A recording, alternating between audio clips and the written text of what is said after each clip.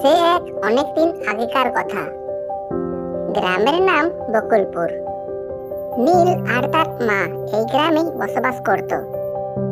এখন নীল শহরে চাকরি করে। বকুলপুর গ্রামে তার বয়স্ক মা থাকে। সে কদিন ধরেই অসুস্থ ছিল। বাবা, তুই কবে আসছিস রে? কেন মা? আরে তোকে তো বলিনি, কদিন ধরেই আমার শরীরটা বেশ অসুস্থ। বাবা, তুই একবার বাড়ি আয় না। কি বললে মা, তোমার শরীর অসুস্থ? তা আমায় আগে জানাবে তো। দাঁড়াও, আজই আমি অফিস থেকে ছুটি নিয়ে বাড়ি আসছি। আচ্ছা ঠিক আছে বাবা, সাবধানে বাড়ি আসিস। নীল অফিস থেকে ছুটি নিয়ে বাড়ির উদ্দেশ্যে রওনা দিল। শহর থেকে বকুলপুর গ্রামে যেতে প্রায় 5 কিলোমিটারের রাস্তা।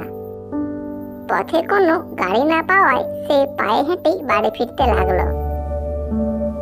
রাস্তায় এক তান্ত্রিকের সাথে দেখা হলো।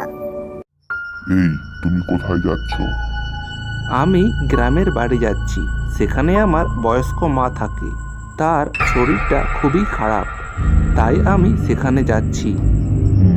বুঝতে পেরেছি, কিন্তু তোমার সামনে ভীষণ বিপদ। আজ তুমি না গেলেই পারতে। কিন্তু আজ যে আমায় বাড়ি যেতেই হবে। আমার মায়ের শরীরটা ভীষণ খারাপ হয়েছে। আমি না গেলে যে হবে না।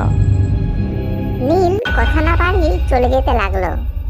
আমি বুঝতে পেরেছি, ছেলেটার সামনে ভীষণ বিপদ, আর ওর মায়ের জন্য যেতে চাইছে। না, ছেলেটা ওর মাকে ভীষণ ভালোবাসে, ওকে আমায় বাঁচাতেই হবে। এই বলে তান্ত্রিকটি নীলের পিছন পিছন যেতে লাগলো।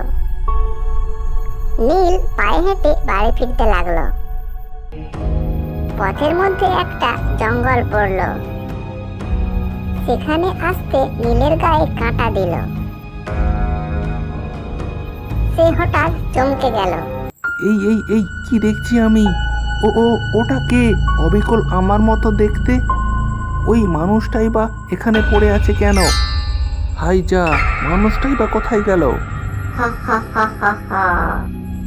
এই কে তুমি? আমার সাথে এরকম করছো কেন? আজকে তুই আমার হাত থেকে বাঁচতে পারবি না। বাঁচাও বাঁচাও! সেখান থেকে সে প্রাণপণে ছুটতে লাগলো। পথে সেই তান্ত্রিকটার সাথে দেখা হলো। এই, তুমি ছুটছো কেন? আপনি আমায় বাঁচান। পথে একটা ডাইনি আমার পথ আটকেছে। দয়া করে আপনি আমায় বাঁচান। আমি বুঝতে পেরেছি, তোমার সাথে কিছু না কিছু একটা খারাপ ঘটতে যাচ্ছে। আমি তখন সঠিক আন্দাজ করেছিলাম, তাই আমি তোমায় বারণ করেছিলাম। চলো আমার সাথে ওই ডাইনির কাছে।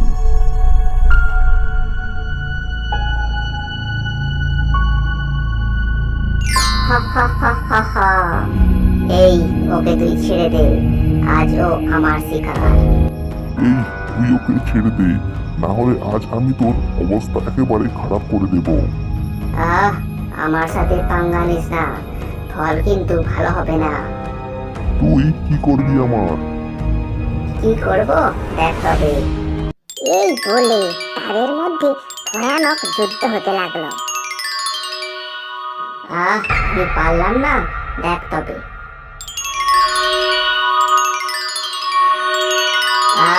আমি হার মানব না।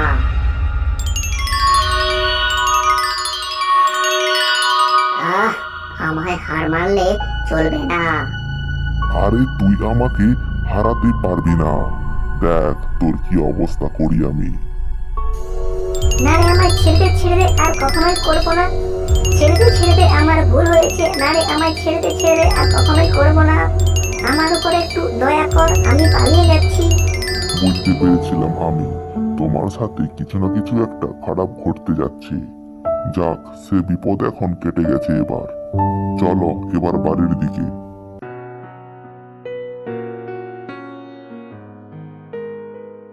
তো ছোট্ট বন্ধুরা, ভিডিওটি তোমাদের কেমন লেগেছে? ভিডিওটিতে তোমরা লাইক, কমেন্ট, শেয়ার করো আর চ্যানেলটিকে সাবস্ক্রাইবার করে পাশে থেকো। কেমন? দেখা হচ্ছে পরের ভিডিওতে।